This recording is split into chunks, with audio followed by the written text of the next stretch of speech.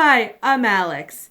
Today, I'm going to be doing something a little bit different. We're going to be looking at a book called One Final Vinyl by Savy Leiser, I believe is how you say her last name. I'm not entirely sure. So, apologies all around if I completely messed that up. She has a YouTube channel that I will link down below. And this book I received as an ARC. It is coming out May 15th of this year. I just thought I'd put up a review now so that everyone can kind of get an idea of what it's about and whether they'd like to check it out when it comes out. Disclaimer, I'm going to try and make this as spoiler-free as possible, but keep in mind, it happens.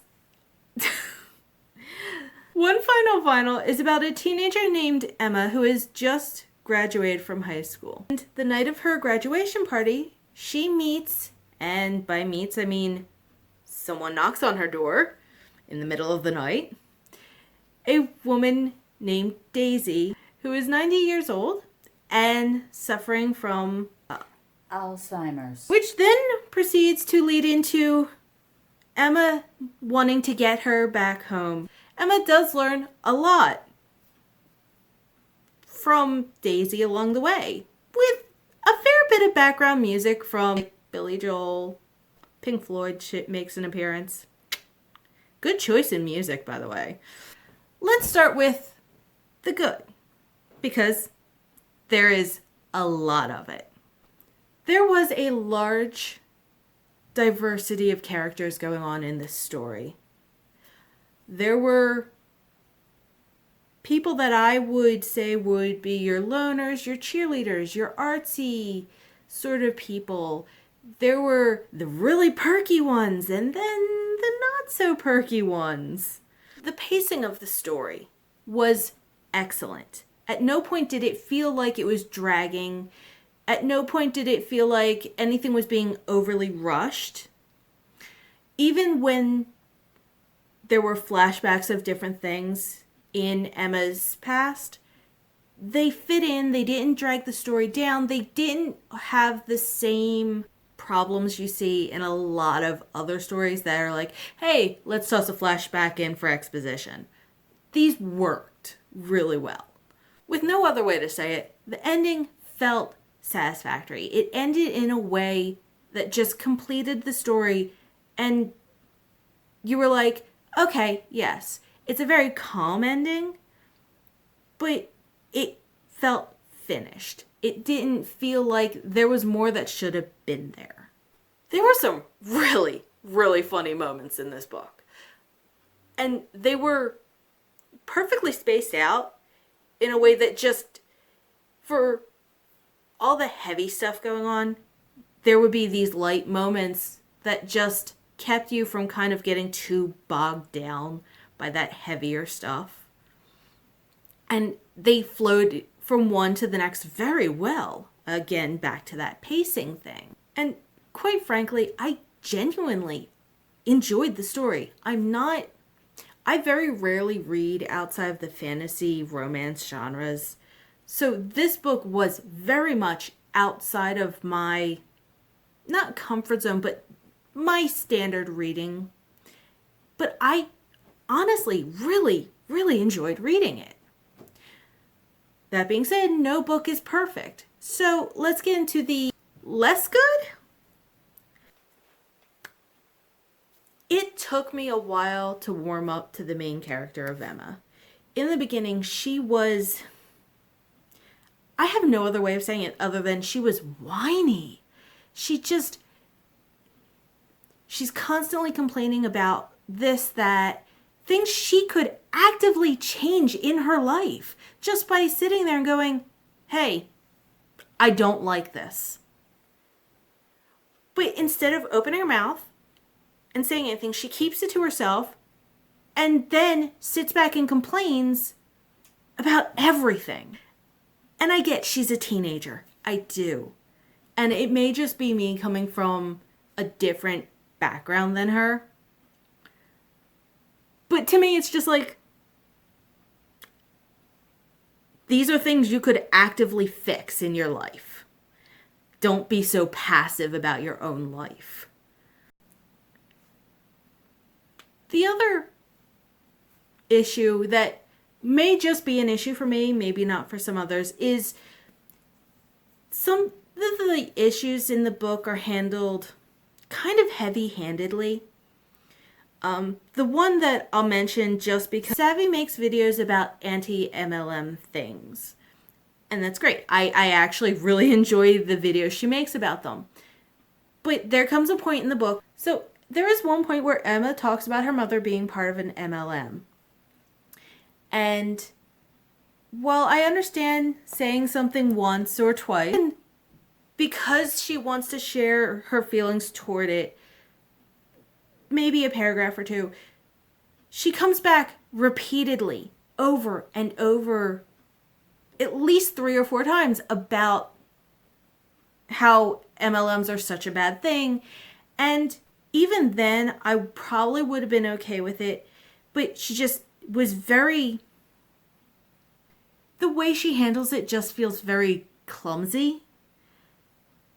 And it kind of, again, came back to that almost whiny feeling Emma had about her. And now what I call the personal. The things that are very much, my opinion of these things are very much based on my personal experience. The first, and it's an absolutely wonderful thing, was I'm pretty sure I knew someone, like every person in this book. I don't think there wasn't a single person in this book who I was like, oh, I remember someone like that. Oh, yeah, no, I know that person. So there is distinctly someone everyone can kind of connect to in some way.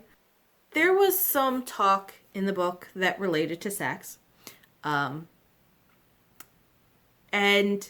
for me personally, it was a little uncomfortable. And I guess maybe that's the way it was supposed to be. Because Emma seemed uncomfortable with that whole topic. But as someone reading it, it was very uncomfortable, and I was kind of uncomfortable with some of the word choices she used. Now, I do completely understand that the characters that were using those words, that was the way they talk, that was an in-character thing. But just keep in mind that that might be something you're not comfortable with going in. And it is a very small part of the book. You could probably gloss over it completely if you wanted to.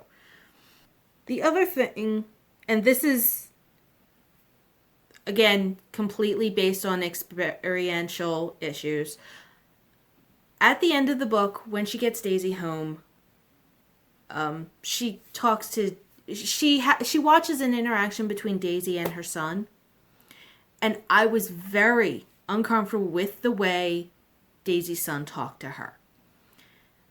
Now, I know for a fact the way he talked to her is in fact the way a lot of kids talk to their parents who are starting to have memory issues. But he was very harsh in the way he talked to her. It is... I understand why. She makes reference to her husband who died. And he reminds her that he's dead, which then makes her kind of upset. I've actually dealt with this situation a bit, and I was flat out told by a nurse, sometimes it's just better to let them believe that a person's still around. It's the difference of making them upset and possibly triggering something else, or just letting them be happy with believing that that person's alive. Because from one minute to the next, you don't really know where their memory's going to go. They could remember on their own, and that'll be fine. Or they may not, and sometimes it's just better to play along with it. So it was really hard for me to read that. All that being said, did I enjoy the book? Absolutely. Do I suggest reading the book when it comes out? Absolutely. Completely. I think it's a really good read for anyone who enjoys that genre of book. I think this book is really good if you're into not an easier read, but maybe a quicker read. It's not gonna be, an extraordinary long book that's difficult to get through. It's not. It's a good short read. Definitely when it comes out on May 15th, check it out. Check out Savy's channel, which will be linked below. And let me know in the comments if you would like to see more reviews. I'll see you in my next video. Bye! I can't do that sound though. Alzheimer's. Alzheimer's. There you go. Alzheimer's. That was a Grudge Girl sound. No, me. I was thinking and I went, Grudge Girl. I want to re-say that. That came out weird. Ka-dum. Yes, ka-dum. I like how half the edits in this book, or in this video, are just going to be us talking. That's hysterical. I love it.